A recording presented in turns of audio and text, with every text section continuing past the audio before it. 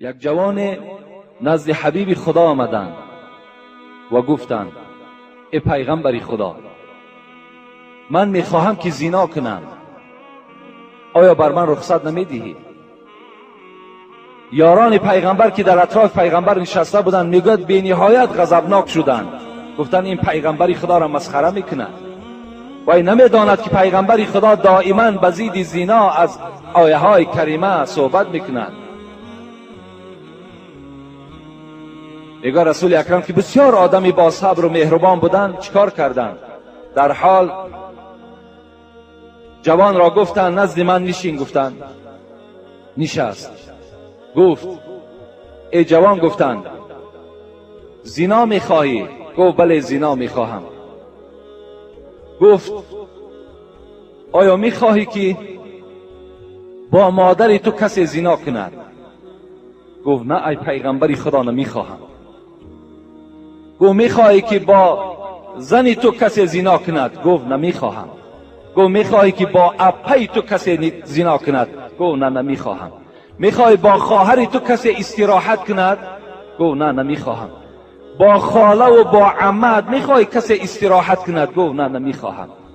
گفت پس ای دادر عزیز، ای جوان عزیز، یقین دان که آن زنی که با تو استراحت میکند وی هم یا زن یا مادر یا دختری کدام برادری تو هست. این جوان میگد از جای خود خیست، گفت پیغمبری خدا در حق من دعا کن. رسول اکرم 3 دعا کردند. پروردگارا فرج این جوان را از زنا نگه بدار. پروردگارا دل این جوان را صاف و مجلا بگردان. پروردگارا گناهان این جوان مغفرت بگردان. آمین یا رب العالمین کردند. جوان از جای خود خیز گفت به خدا قسم در روی زمین از محمد دیده دیگر رفیق ندارم، از محمد دیده دیگر محبوب ندارم، بجز دوست من فقط و فقط محمد است، من وی را دوست می‌دارم. این جوان از پیش رسول اکرم فارغ شد.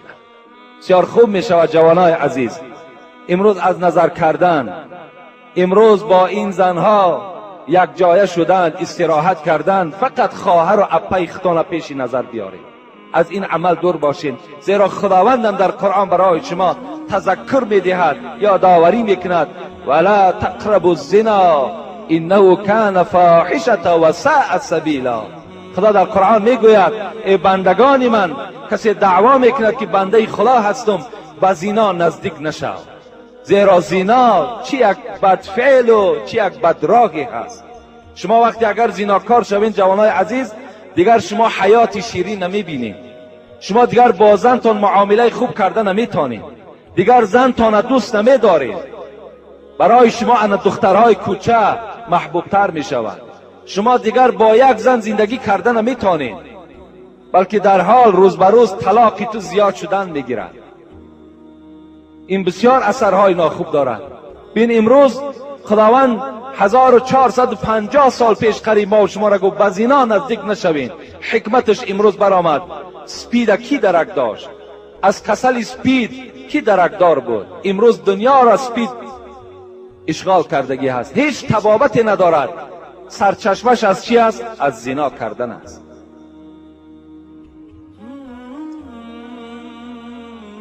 درود و رحمت خدا بر شما باد ای برادر عزیز و داملای شیرین بیان حاجی میرزا.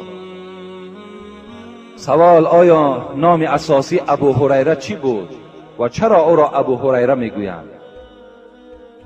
ابو هریره که ما به نهایت نام این حضرت را زیاد میگیریم، نام اساسیش در زمانهای جاهلیت میگوید عبدالشمس نام داشت. عبدالشمس، شمس گفته آفتاب میگویند، یعنی بنده شمس. اون زمانهای جاهلیت کی بود؟ عبدالعزا میماندن، بنده بوت، همون بوتهایی که بودن همون به نامهای همونها میماندن، یعنی از خدا و از آخرت که درکدار نبودن، این گونه نامهای میماندن که یعنی فقط به همون خداهای خودشان چی بود؟ روانه بود. این ابو هریره در دوره های جاهلیت عبدالشمس نام داشت، بنده آفتاب. رسول اکرم وقتی که ایمان آوردن، یعنی سال 7 هجرت بود که ایمان آوردن، وقتی ایمان آوردن پرسیدن که تو چی نام داری؟ گفت من عبدالشمس نام دارم. گفت تو عبدالشمس نیستی، تو نامت عبدالرحمن است. رسول اکرم نام ابو هریره را به عبدالرحمن تغییر دادند. عبدالرحمن ابن صخرین، پدرشان صخر نام داشت و خودشان عبدالرحمن نام داشتند. چرا کنیت ابو هریره داشتند؟ اصلا رسول اکرم را ابو هریره نمیگفت، بلکه ابو هر میگفت، زیرا هر این مذکر است، هریرهش مؤنث است. یعنی ابو هر گفته فریاد میزد. کسی ابو هریرهش میگفت که مرا پیغمبر خدا ابو هر گفتند، از این خاطر ابو هر گوید مرا. و این نام از کجا پیدا شد؟ میگوید در آوان جوانیش این ابو هریره با پیشیک بسیار بازی میکرده است و گربه را به نهایت دوست می داشته است. این لقب، این کنیتش از جوانیش بوده است.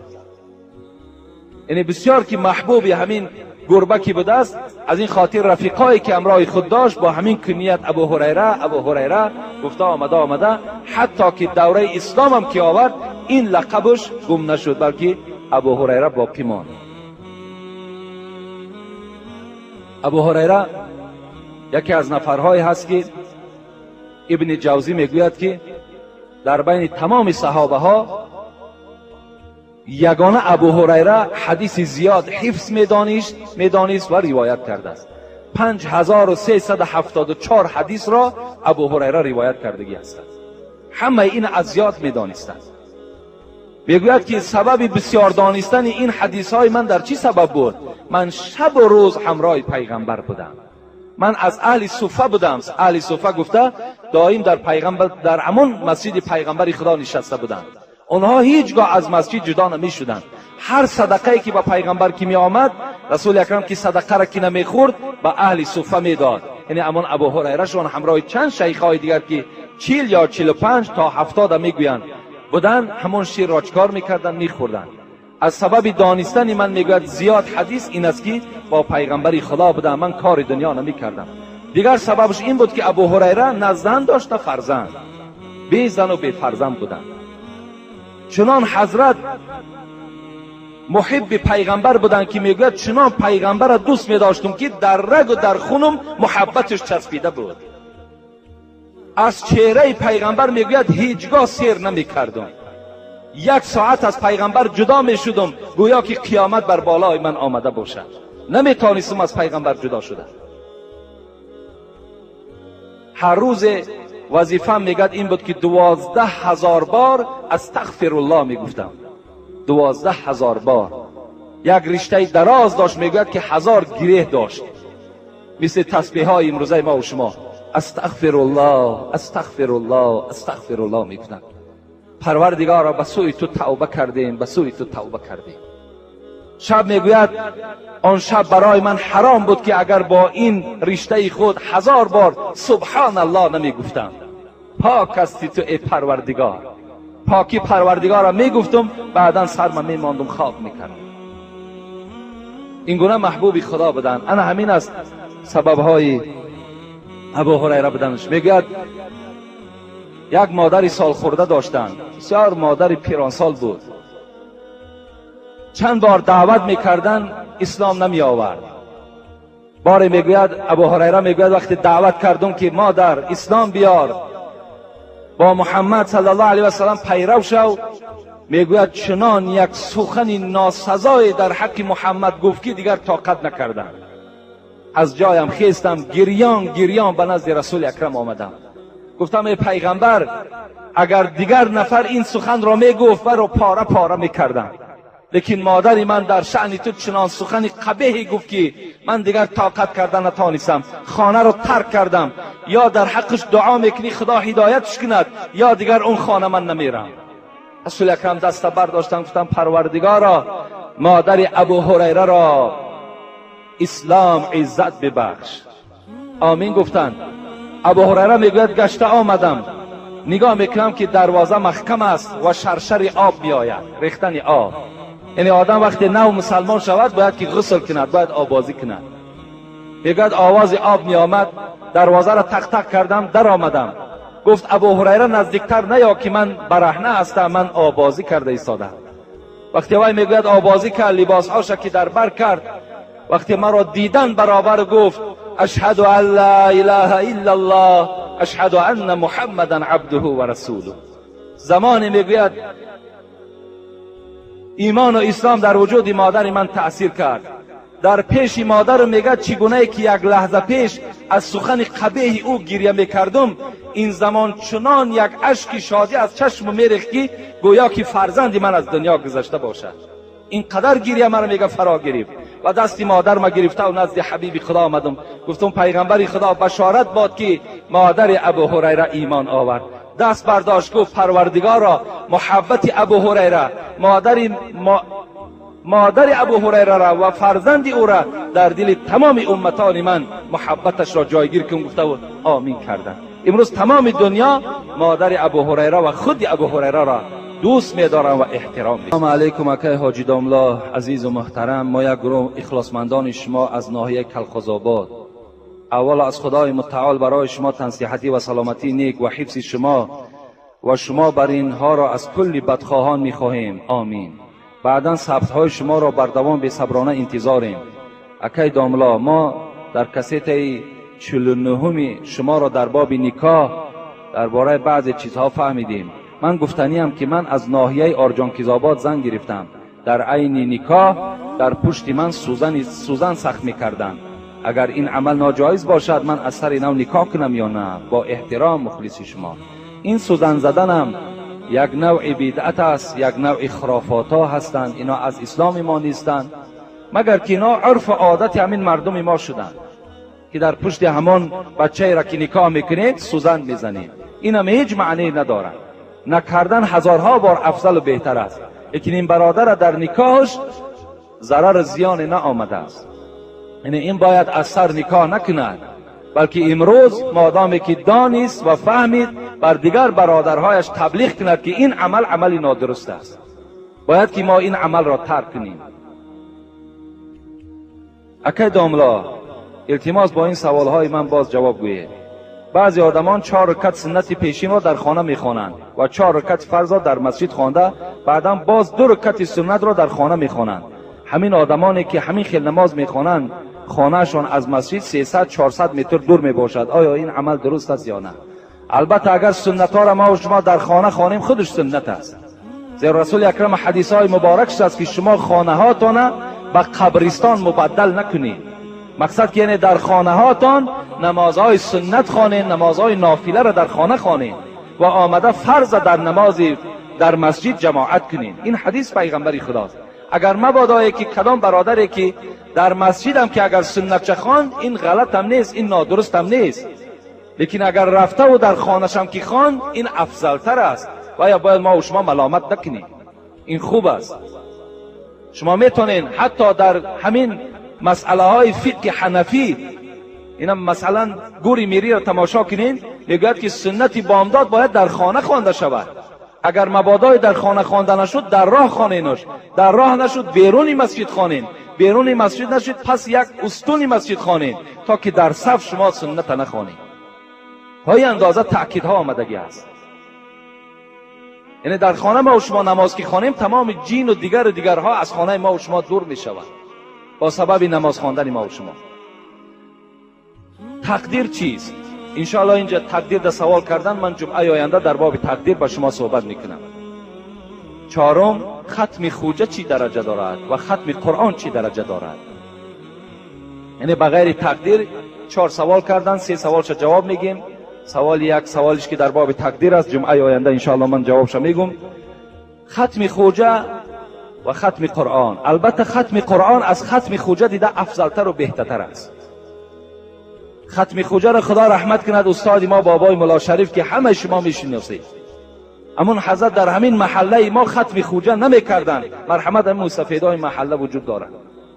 میگو مادامی که همین ختم که بجا آوردن نمیتوانند و برای ختم خوجه که مردم زیاد در کار است و مردم سوره علم نشرح را نمیدانند، سوره قل هو الله را درست خواندن، سوره اخلاص را درست خواندن نمیتوانند، از این خاطر یک نفر آدم همین سوره تبارک خواند 3 بار دیگه از پسش سوره اخلاص خواند، دعا کند، بس کفایت میکند. این افضل تر است میگفتند. از این خاطر ما هم که پیروای ایشان هستیم، شاگردای ایشان هستیم و در همه جا میگویم که ختم علی همین سوره تبارک خوانید، 3 بار سوره اخلاص خوانید، این بهتر افضل تر است. همین هم شخص خواند که قرآن گذراندگی باشد. آدمی قرآن ناگذرانده باشد و چی خود گناهکار میشود، چی شنونده ها گناهکار میشود. یک چند سوالای تعجیلی هم آمد از برادرای عزیز، ما اینها را جواب شد جمعه آینده خدا خواسته باشد با سوال جواب میکنیم، زیرا من اکثر سوال هایی که خیلی مهم بودند، چی در باب اسراف بود، چی در باب معرکه های نادرستی که ما و شما داریم اینجا سوال ها شده است، و چی درباره محبت وطن دوستی بود. من با شما باید صحبت میکردم، از بس که وقت کی نیست. انشاءالله جمعه آینده من در این بابت ها با شما صحبت میکنم. فقط دیروز ما در قرغن تپه مجلس بود، در حضور مفتی، در حضور رئیس کمیته دین اسلام، در حضور ایشان سید جان و انجا معاون ولایت ختلان، میر شهر همون قرغن تپه و دیگر نفرها اشتراک داشتن. مجلس گذشت در اونجا، من از شما باید که اونها گفتن و تمام مردم خبر دهید، در اونجا در باب یعنی اسراف و معرکه های نادرست ما و شما گفتن صحبت کنید که چگونه که رئیس جمهور هم مفتی را قبول کردن. اگر شما دیده باشین در باب همین اسراف و معرکه های نادرست صحبت ها کردن. و باز در باب اختلاف هایی که در امروز در جمهوری پیدا شده است، اختلاف هایی که آمین بلند، پای های کشاد، دست های بالای سینه، این مسئله هم خیلی یعنی موضوع مهم و گفتن که در این مسئله ها صحبت ها کنین تا که بسیار یک نقطه حساسی هست که شاید که ناآرامی پیدا شود. برادرای عزیز خوب توجه کنید، من شما را تحقیر کردنی نیستم، من هیچ کدام شما را حق سنگ زدنم ندارم، لیکن بسیار گرد همین موضوع مسئله های زیاد دیده شده ایستاده است، گفتو گزارها و گفتو شنیده های زیاد شده ایستاده است، عاقبت ناخوب دارد. بیاید همین مسجدهای کشاده ما و شما را ضرر نکرده است، بیاید همین داعی هایی که دعوت دارند پیش راه همین ها را نگیرید، بیاید همین مدرسه هایی که در ما و شما کشاده هستند دروازه همین مدرسه ها را نبندید. با یک آمین گفتن تو دنیا روشن نمی شود، با یک آمین گفتن تو جامعه اصلاح نمی شود، با یک دستی بالای سینه بستن تو شریعت مستحکم نمی شود. امروز موضوع های مهم خیلی زیاد است، خیلی زیاد است. اگر چنده که زیر ناف گرفتن دست سنت است، پس گفتن آمین سنت است. همین طریقی که از ابو حنیفه ما و شما داریم، برادرای عزیز به همان مراجعت میکنیم، فریفته هیچ کس نشوید. از همین راهی که گرفتیم از همین راه بیرون نشویم که خطر زیاد داره.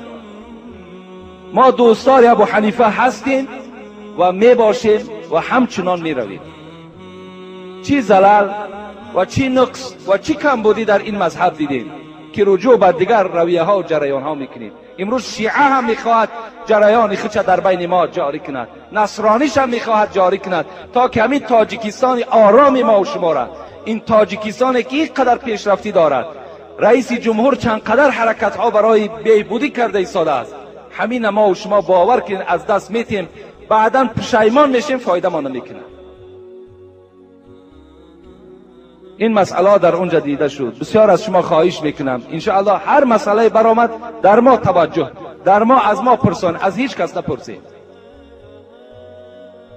تاجرهایی که پیش از رمضان نرخ را می بردارند و از پول آن در مسجد خیر و در خانه هایشان نان میکنند و شما باز آنها را دعا میدهید، ثواب میگیرند یا نه؟ البته ما در اول ماه مبارک برای همه شما، چی تاجر باشد چی غیر تاجر باشد، پیغمبر خدا خبردادگی هستند الصوم جنتون ما لم یخرقها.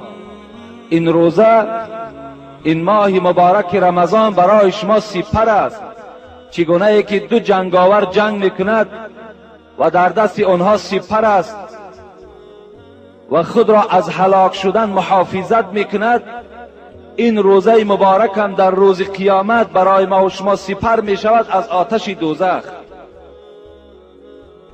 ما لم یخرقها، لیکن رسول اکرم شرطی گذاشتند مادامی که شما در دنیا اگر این سپر را پاره پاره نکنید، این سپر را اگر شما در دنیا از دست ندهید، این حالت در برای شما سپر می شود. ما در کدام حالت این سپر پاره میکنیم؟ اگر جنگاور با زدن شمشیر سپر پاره کند، روزه ماه مبارک رمضان با غیبت پاره می شود. روزه ماه مبارک با قماربازی پاره می شود. روزه ماه مبارک رمضان با دیدنی حرام کرده های پروردگار از روی ذوق اگر نظر کنیم پاره می شود. روزه ماه مبارک از روی سوداهای نادرست پاره می شود. ماه مبارک رمضان از حساب دروغ گفتن پاره می شود. این سپر از دست می رود. اگرچه من دعا هم برای او می کنم، لیکن معنای او را ندارد که من پشتیبانی از او می کرده باشم. این معنای پشتیبانی را ندارد، بلکه من دعای من هم در کسی اثر می کند، در کسی خداوند او را می رساند که در اصل وی جدی روزه داشته است. اگر من دعا هم که هم وی دروغگو باشد، وی حق مردم خور باشد، وی در تجارتش خیانت داشته باشد، این دعای من بر او هیچ رسنده ای نیست. از این خاطر من از اولی ماه برای شما تأکید کردم، یک ماه هست، الله که یک جمعه دیگه باقی مانده است و خلاص رفت. اینا شما غنیمت شمارید. اینا را تمام دوستان خدا آرزو میکردن که پروردگارا یک بار دیگر به ماه مبارک رمضان ما را برسان. اونها نه شب خواب بودن نه روز خواب بودن، میدانستند که این ماه سر به سر ماه اجر است، ماه ثواب است. اینقدر حرکت ها میکردن. عایشه صدیقه میگوید دهه آخر پیغمبر را در خانه من نمیافتم، در مسجد بود فقط. بند ایزار را میبست، میگوید بند ایزار بستن به معنای که میان میبنده ما و شما از پی کار میشیم. رسول اکرم دهه آخر را میان میبستن، از مسجد بیرون نمیشدن. این است کرده پیغمبر ما و شما. لیس الصیام من الاکل والشرب انما الصیام من اللغو والرفث. رسول اکرم گفتن این روزه معنای را ندارد که شما روزی دراز نخوردید، آب ننوشیدید، تمام روزه بجا آمد. نه، بلکه پیغمبری خدا گفتند بازم این گفتن باید که شما از سخنهای فحش، از سخنهای دروغ، از بهتان، از تمام کردارهای ناپاک دور باشین. این صورت در روزه شما نور بالای نور می شود. این روزه شما برای شما سپر می شود. التماس برادرای عزیز، با 100 سامان یا 200 سامان یا 500 سامانی که تو میابی، لیکن روز قیامت حسرت میبرین 500 سامان برای تو هیچ فایده ای نمیکنه.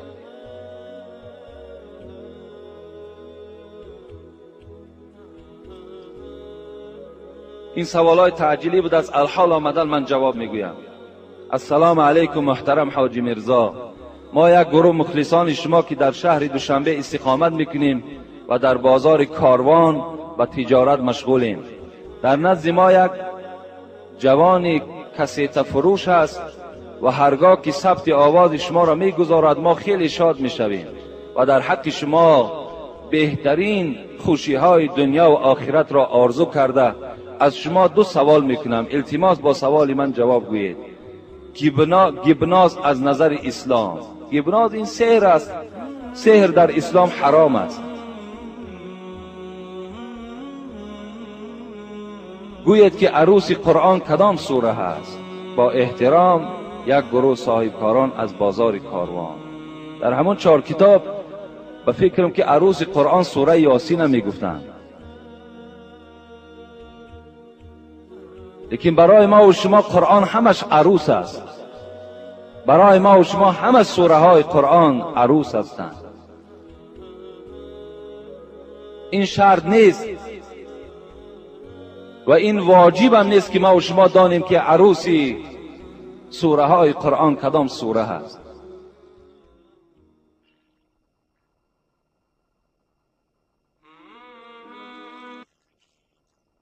السلام علیکم محترم حاجی میرزا. ما یک گروه مخلصان شما از ناحیه باختر خواهش و التماس داریم که با سوال ما جواب گردانید. در دهه ما دو ملا وجود دارد. از بدبینی یکدیگر در مسجد از قفای یکدیگر نماز نمیخوانند. یکی بر وقتتر، دیگر دیرتر به مسجد می آیند و یکی در دیگر اتاق مسجد نماز می گذارد که همه این به ضرر عامه خلق می باشد. ما فکر شما را در این باره خیلی و خیلی انتظار هستیم. من به این برادرها مراجعت میکنم که از پس هر این نماز نخوانید. وقتی در یک مسجد باور کنین دو تا نماینده دین، دو تا شخصی که اینها باید در تمام مردم یک مثال باشند، تمام مردم باید که اینها را دیده عبرت گیرند. وقتی اینها در داخلشان از کینه و از حسد خالی نیست، رسول اکرم میگوید من کان له کین فلیس له دین.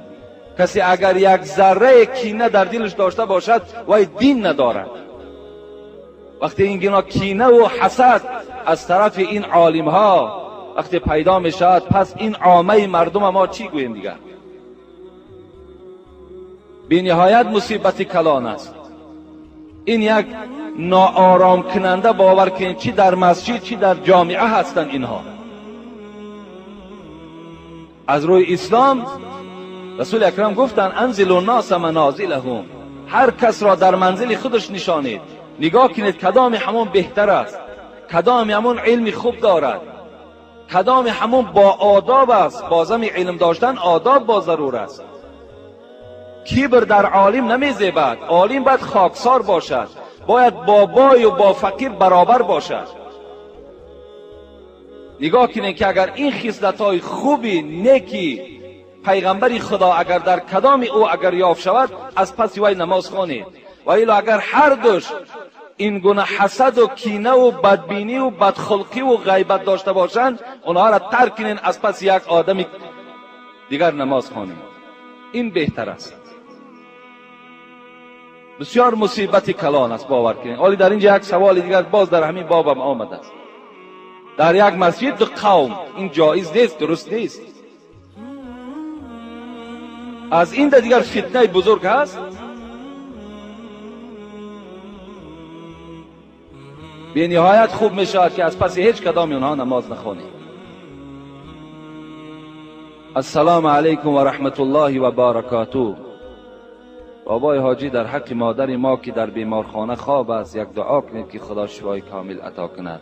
خدای مهربان این مادری که در شفاخانه خواب هستند، خدای شفای کامل و شفای عاجل نصیب شان بگردانی. آمین یا رب العالمین.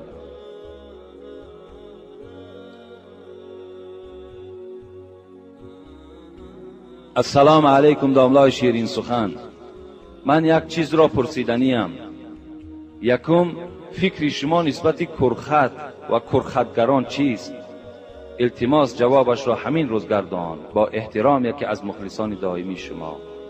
من در باب همین کرخت باره به شما گفته بودم که راستی بار خود همین نام پسند نیست. کرخت چی معنی دارد خودش؟ از این خاطر هر یک چیزی که شما گم میکنید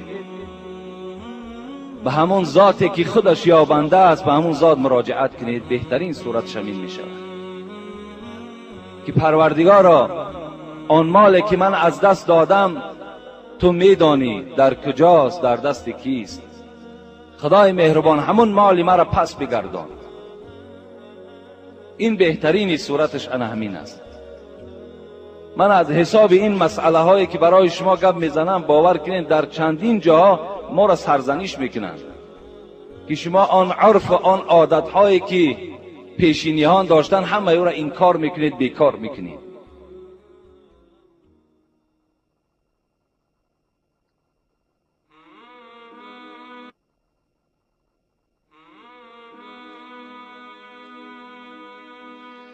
السلام علیکم داملای محترم. از شما خواهش دارم که همین سوالی مرا جوابش را گردانید که در ماه شریف رمضان خوردن تخم درست است یا نه؟ ایرا دائم سوال میکنند. البته درست است. در ماه رمضان خوردن تخم یگان ضرر زیانی ندارد، مگر عزیزان ما و شما را همین دلیل نادرست گفتنش هم همین بود است که این که از بس که خیلی قوتناکی تخم که بلند است و آدم را روزی دراز گرسنه نمیماند و انسان مشقت روزه را که کشیده نمیتواند، از این خاطر گفتن خوردن تخم نادرست است. یعنی رمضان باید که مشقت داشته باشد، رمضان باید گرسنگی داشته باشد، انسان نفسش باید به سوی طعام و به سوی آب چکار کند؟ میل داشته باشد و از ترس خدا به سوی طعام و شراب که نزدیک نمی شود. این بهترین روزه هست. لیکن وقتی انسان تخم میخورد از قسم سحر، دیگر تا بیگاه وی گرسنه نمی ماند، وی حس هم نمی کند که روزدار هست یا نه. اگر شما تقوا کنین گوین که ما بلکه مثال دیگر طعام میخوریم تا که گرسنگی را حس کنیم، اینش کار شما هست. لیکن خوردن تخم در رمضان هیچ ضرر زیانی ندارد. چند دانه ای که میخورین خوردن گیرین. فقط من در اول رمضان برای شما گفته بودم در خوردن و در افطار کردن بسیار احتیاط داشته باشین. هر گونه طعامهای سخت و خنک در این شکمهای خالی استفاده نکنید تا که با سبب بیماری شما نشود، با سبب یگان فلاکت در وجود شما نشود. در کشادن روزه هم بسیار سراسیمه باشین. رسول اکرم گفت از احب العباد الی اعجلهم فطرا، محبوب ترین بنده به سوی من آن کسی است که روزه را تیز می شکاید، معطل نمی کند که کی ستاره ها می براید، که اینها هیچ معنی ندارند. امروز 10 تا کم 6 کشانیدن روزه است. شما میتونین در 10 تا کم 6 اول روزه تون شکایین، بعد نماز تون خوانین. حتی شما اگر در خانه ها باشین، شرایط مسجد رفتن نداشته باشین، میتونین که یگان طعام سبک خورین که تا که شما دیگر در داخل نماز هم که باشین، یعنی به سوی طعام رغبت نداشته باشین. نمازتان با چین دل، با حضور دل خوانین.